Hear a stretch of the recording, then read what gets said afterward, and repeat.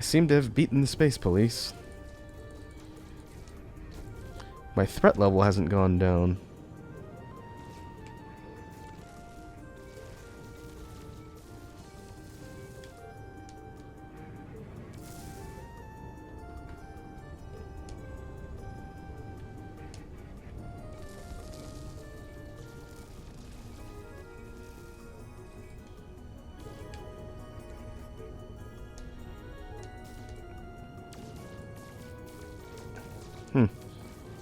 Well, guess that's the end of the encounter. I have beaten the space police.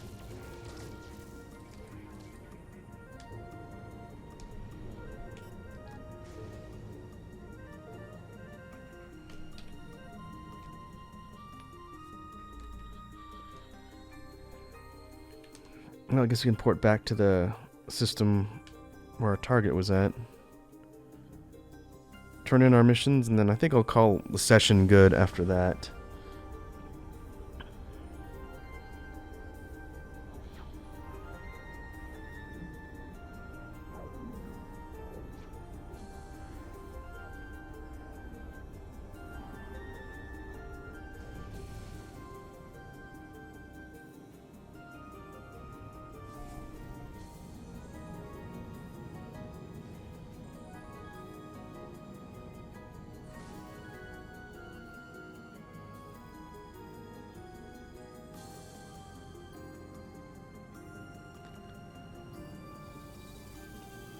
I wonder if it's going to point me back towards that same outpost to talk to the NPC once I've increased the standing.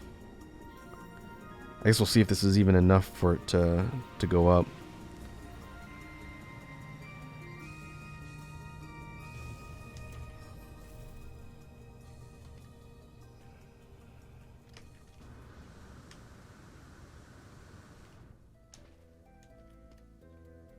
Yeah, wrong side.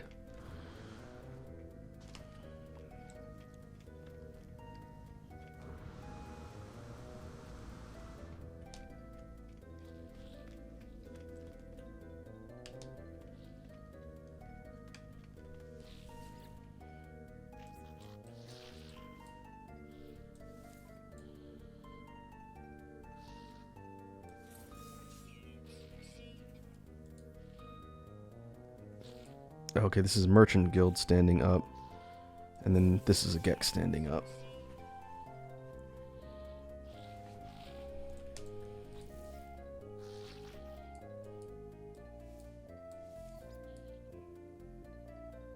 Oh, there's another Sentinels one. Kill creatures, kill creatures. Repair damaged item. I wonder what my log says.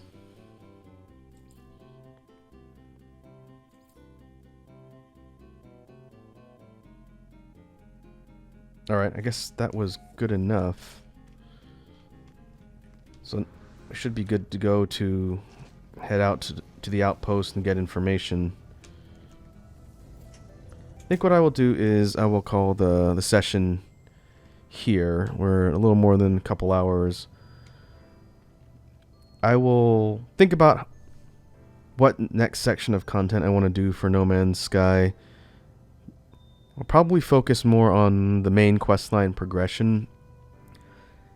Depending on how long it takes me to edit all these episodes, I'll probably spend more time working through the living ship quests. And if I can do that before I run out of episodes to upload, maybe we can jump back in and look at the living ship system too. But we will see. For now, we'll call it good here, and I'll see you guys in the next recording session. Hello and welcome back to another recording session for No Man's Sky. We are jumping back into our continued adventures to become Galactic Overlord. I am sitting here on top of the domes of home base, and what we can do is get back in control here, and I want to bring everybody up to speed on what's happened. I've played a bit since the last recording session and was managed to get some progress on side missions, and Hopefully that'll enable us to move fairly efficiently through the Artemis quest line and pick up where we left off before. Now, my character is unchanged. I offloaded a whole bunch of stuff that I was using to trade. I don't have all the cobalt in my inventory at the moment. I did manage to accumulate a bunch of tainted metal. I think I will pop that over to my freighter for now, because I don't need to keep all these on my person. As I was running around doing additional missions, I was using my personal refiner to turn this tainted metal into nanites, which was handy. This cobalt will be used for trading if we need to. If we tab over to multi-tool, I'm using the iridescent Oziormal tuner, which was one of the other multi-tools I picked up that had more tech slots than my previous one. This one is outfitted for mining upgrades, a couple scanner upgrades. This one uses grenades, and if we get into some combat I can demo that. And the main offensive weapon is the pulse spitter. Real quick to sort of demonstrate what that looks like. Unlike the bolt caster and the scatter blaster, the pulse spitter is a rapid fire machine gun type weapon. It spits projectiles at a pretty rapid rate, and it does a decent amount of damage on concentrated targets. Another thing that I don't think I even bothered to figure out as we were playing through the game so far is the alt fire mode on some of the tools. If I hit right mouse, it pulls up my personal force field, and I forgot this thing was even here because I haven't really been in any combat with hostile life forms. But if I get into a fight with sentinels or hostile animals or alien creatures, I can put my personal force field up to deflect damage and mitigate incoming attacks. That could be pretty useful. And I can have that active as my alt fire no matter which tool I'm using.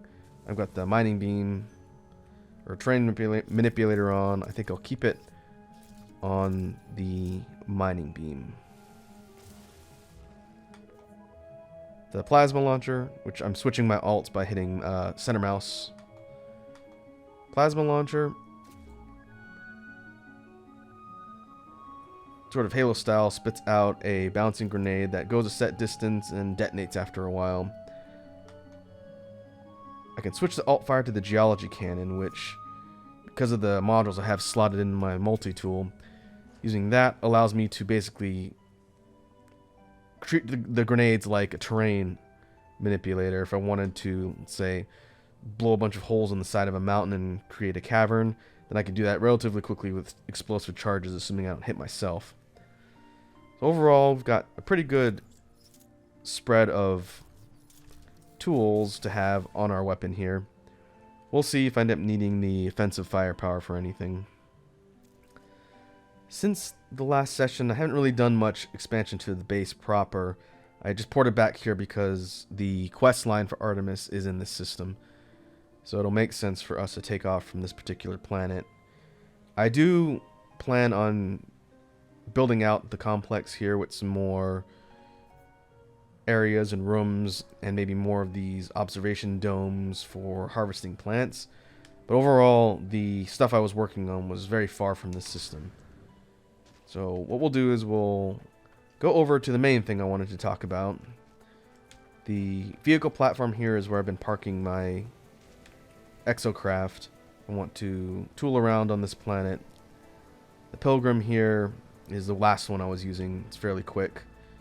I've sunk a decent amount of upgrades and upgrade modules into the different exocrafts, so they're pretty well outfitted for whatever I need.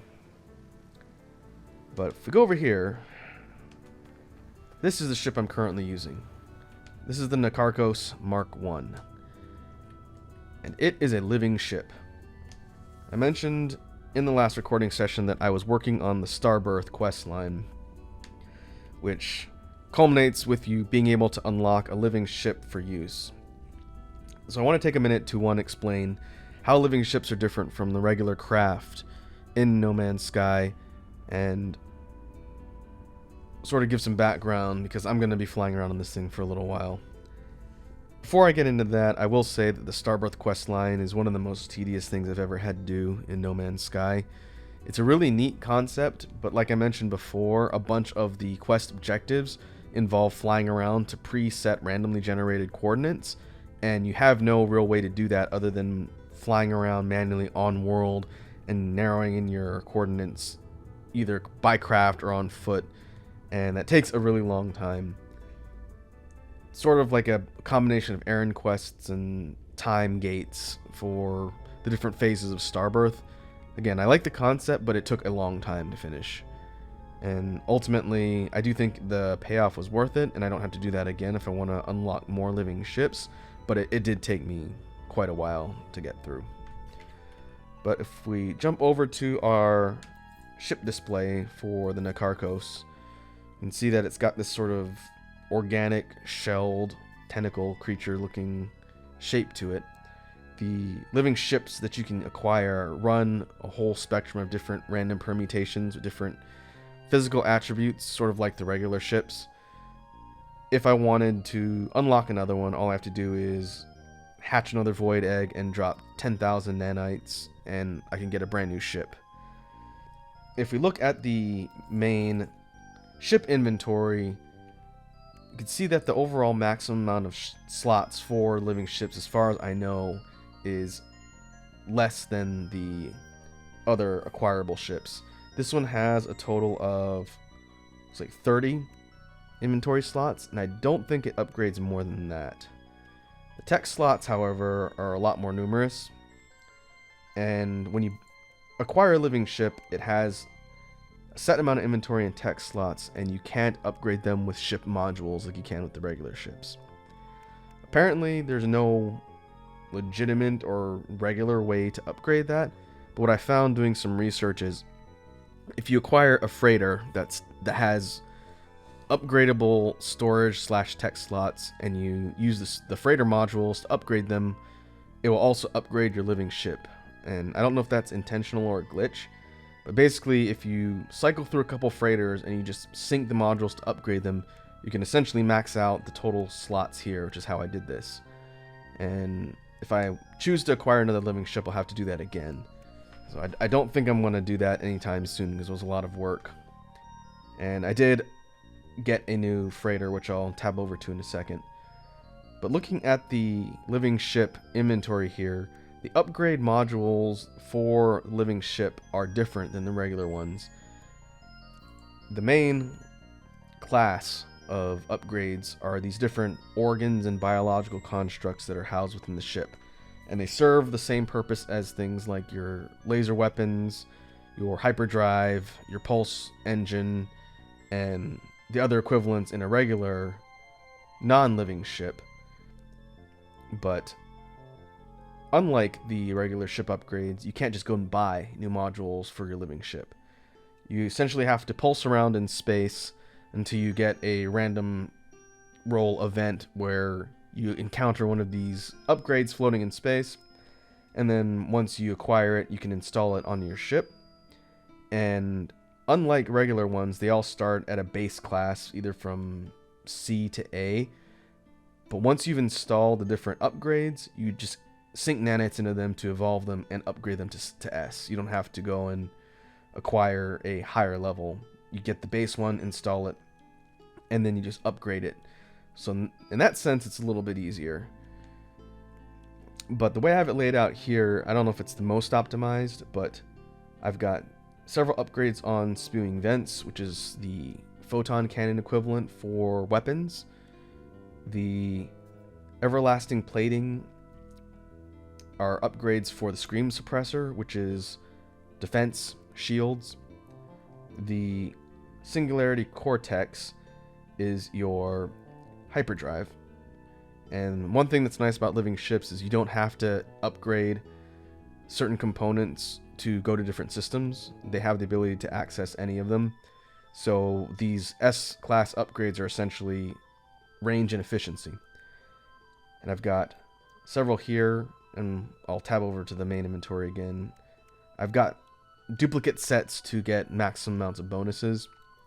The pulsing heart is your pulse engine technology, boosting between planets and overall maneuverability.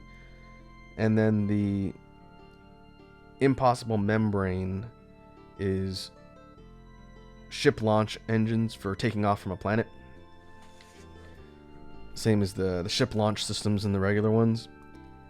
And then grafted eyes are like the phase cannon or focus laser type of weapon. So as far as I can tell, there are two types of obtainable weapon modules that you install in your living ships. The photon cannon one and the laser focused ones. And in the regular inventory, I added these additional modules to stack up on the overall stat boosts. We've got additional spewing vents for weaponry, additional hyperdrive, and additional pulse engine. I guess I'll see as I play through the game if there's other obtainable upgrades. Because I still have some empty slots in here, I could drop something into this section. I can't put these in there because if you have too many of the same module, they'll basically nullify themselves and you won't get the stat bonuses. But overall, the living ships have a pretty good amount of tech flexibility, in addition to looking pretty neat.